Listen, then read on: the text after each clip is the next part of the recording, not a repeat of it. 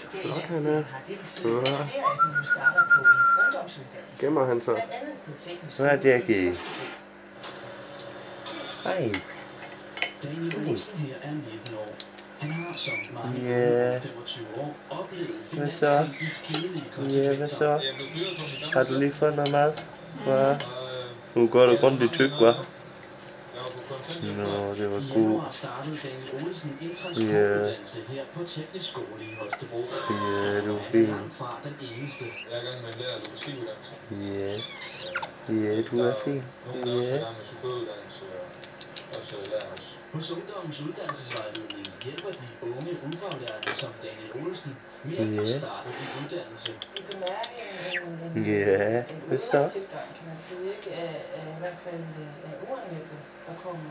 Nogle der skal rum, og mange af de unge begynder altså på teknisk skole. 87, 85, 87. Kan du flyve? Kan du flyve? Hvor mange elever under 25 år, der er startet i januar, kan teknisk skole ikke oplyse.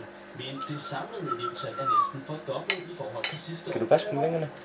Der kommer, Kan du baske med vingerne? de har prøvet noget, og så kan de ikke gøre det mere, fordi der er ikke mere arbejde til.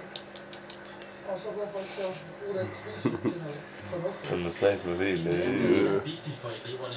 Daniel Olsen håber, at krisen er over til sommer, så kan han måske få arbejde hos byggecentre. Og så var det lige den lens.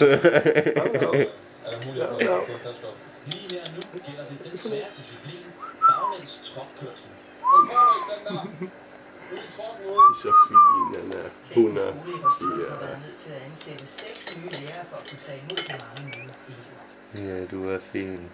Sidste år var der røde tal på bundlinjen hos Jesper Hus. I år banker finanskrisen på døren, så nu sætter parken ind med lavere priser og bedre service. Og det virker til synligheden. Bookingerne vælter ind hos Jesper Hus i øjeblikket. Vi har rigtig travlt. Bestillingen på overnatning er steget med 15% i forhold til sidste år. Kan du baske med vingerne? I dag vinter åbent.